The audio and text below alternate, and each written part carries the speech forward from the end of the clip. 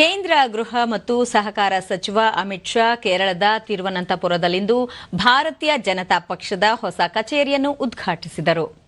ಈ ವೇಳೆ ಕೇರಳ ಬಿಜೆಪಿ ಘಟಕದ ಅಧ್ಯಕ್ಷ ರಾಜೀವ್ ಚಂದ್ರಶೇಖರ್ ಸೇರಿದಂತೆ ಹಲವು ಗಣ್ಯರು ಉಪಸ್ಥಿತರಿದ್ದರು.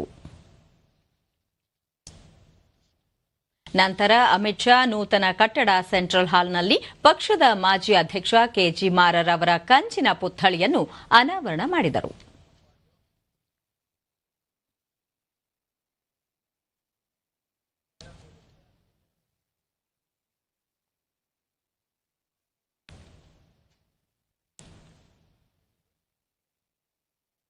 ಬಳಿಕ ಅಮಿತ್ ಶಾ ಪುತರಿ ಕಂದಂ ಕ್ರೀಡಾಂಗಣದಲ್ಲಿ ಆಯೋಜಿಸಿರುವ ವಿಕಸಿತ ಕೇರಳ ಸಮ್ಮೇಳನದಲ್ಲಿ ಪಾಲ್ಗೊಂಡು ಭಾರತೀಯ ಜನತಾ ಪಕ್ಷ ವಿಕಸಿತ ಕೇರಳಕ್ಕೆ ಬುನಾದಿ ಹಾಕಿದ್ದು ಭವಿಷ್ಯದಲ್ಲಿ ಎನ್ಡಿಎ ಸರ್ಕಾರದ ಆಡಳಿತದ ಪಯಣ ಆರಂಭವಾಗಲಿದೆ ಎಂದು ಹೇಳಿದರು.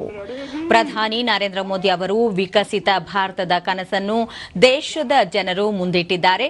ಭ್ರಷ್ಟಾಚಾರ ಮುಕ್ತ ಆಡಳಿತ, ಸರ್ಕಾರಿ ಯೋಜನೆಗಳನ್ನು ಎಲ್ಲರಿಗೂ ತಾರತಮ್ಯವಿಲ್ಲದೆ ತಲುಪಿಸುವುದು, ಮತ ಬ್ಯಾಂಕ್ ರಾಜಕಾರಣದಿಂದ ದೂರವಿದ್ದು ನೈಜವಾದ ಅಭಿವೃದ್ಧಿಯತ್ತ ಸಾಗುವುದು ಸರ್ಕಾರದ ಗುರಿಯಾಗಿದೆ.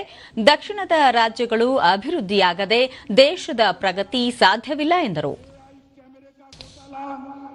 लाइफ मिशन का घोटाला, के फोन परियोजना का घोटाला, पीपीई किट का घोटाला और अब विजयन जी चिढ़ जाते हैं, मगर मुझे तो कहना चाहिए सोने की तस्करी का घोटाला, स्टेट स्पॉन्सर सबसे बड़ा घोटाला पूरे भारत में।